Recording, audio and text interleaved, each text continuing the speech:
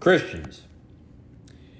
In Matthew 24, we continue to deal with the answers that Christ gave to the disciples to the questions, tell us when these things shall be, what shall be the sign of your coming, and of the sign and of the end of the world. So Jesus begins his answer by saying, take heed that no man deceive you. But before I go on, I want to make it clear that Christ, when they asked the question, tell us when these things shall be, he never answered that question because he doesn't give an hour or dates or times about things that pertain to what he has prophesied. He expects men to understand when is coming by the signs that precede the actual events, but he never tells you when. And then they asked the question also about the end of the world and the signs of his coming. So now he begins to answer these last two questions. But keep in mind, as I explained in my previous post regarding Matthew 24, verse 33 and 34, he tells them that all these things that I'm about to read to you from Matthew 24, all these things will take place during the generation that the apostles were actively in at that time.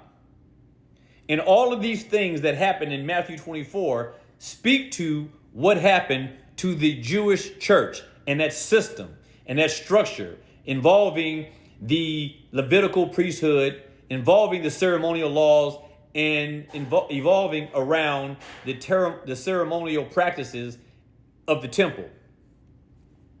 So he begins by saying, take heed that no man deceive you. He says, listen to me so that you are not deceived. And the reason why he's telling them that is for what he says in verse 5, because many will come in his name saying that I am Christ, and they shall deceive many people. In verse 6, you shall hear of wars and rumors of wars, but see that you be not troubled. For all these things must come to pass. But know this, the end is not yet.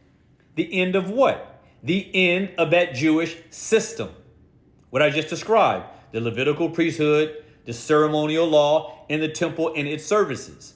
All of these things would be coming to an end. And he is speaking now in these verses about all the things that lead up to the destruction of that whole system. That system which is gone even to this very day. He says that during this time, before that system is completely destroyed, you will hear of wars and rumors of wars. But don't be troubled, for these things must come to pass. But the end is not yet. The end of what? The end of that age. Nation will rise up against nation, kingdom against kingdom. There will be famines and pestilences and earthquakes in various places. And he says that all of these things are but the beginning of sorrows. Sorrows that he expects them to be around, to observe, and perhaps to even go through. Sorrows, troubles, tribulation, affliction. He's telling them that they will go through it. That those who exist in the generation that they then were in, they would go through this. They would see this happening. Verse 9. And then they shall deliver you up to be afflicted, and shall kill you. And many shall be hated, and you shall be hated of all nations for my name's sake. He's talking to his apostles and to the disciples that then existed. These are those who would be alive, and some of them would be killed as he tells them. They will suffer for Christ's sake. They shall deliver you up to be afflicted, and they shall kill you, and you shall be hated of all nations for my name's sake. Not the Jews, but the Jewish believers, the Christian believers.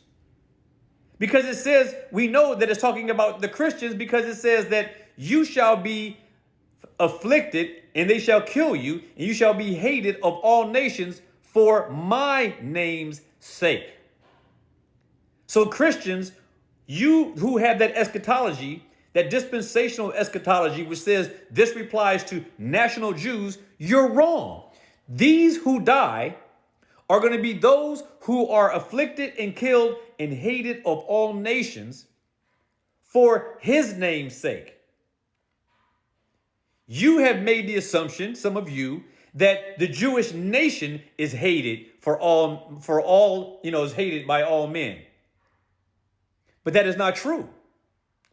It is the Christian believers, Jew or Gentile, or Jew and Gentile. It is they who are hated for his name's sake. They are hated for their belief in Jesus Christ. They are hated for upholding the truths that he conveyed to his apostles in his preaching to them. They hate his word that lives in them. This is still the situation today. Still the situation today. That's verse 9. And verse 10. And then shall many be offended, and shall betray one another, and shall hate one another. Listen. All these are the beginning of sorrows. Verse 9, again. Then shall they deliver you up to be afflicted, and shall kill you, and you will be hated by all nations for my name's sake. Verse 10, then many shall be offended, and shall betray one another, and shall hate one another. Affliction and pressure and tribulation causes many to be offended, causes many to betray each other, causes many to hate one another. And then he says, but many false prophets shall arise and shall deceive many. False prophets become effectual in their goals when we are divided one against another. This is what gives rise to false prophets. Like this silly person on here that goes by the name of Celestial or something like that. And a lot of these people that I see on here on these social media platforms. But these aren't prophets at all. But what I'm saying is these false teachers, they seize upon a confused brood of people who are now backbiting, betraying, and afflicting one another. Many false prophets shall rise and shall deceive many. Verse 12, and because iniquity shall abound, the love of many shall wax cold. Shall wax cold. And keep in mind, as I stated earlier, this is talking about the times of the apostles, when they lived in that generation. This is taking place in those 40 years that follow the beginning of Christ's ministry. All these things takes place within that window, culminating with what happens to Israel in AD 70, when they are sacked and destroyed and leveled to the ground by Rome and the armies of Titus. And so we see here in verse 12 that because of iniquity, that iniquity shall abound, the love of many shall wax cold. But he that shall endure to the end shall be saved.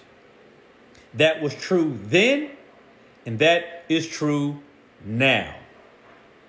I'm going to cut off here, and I'm going to pick up in my next post on Matthew 24 at verse 14. Be provoked and be persuaded.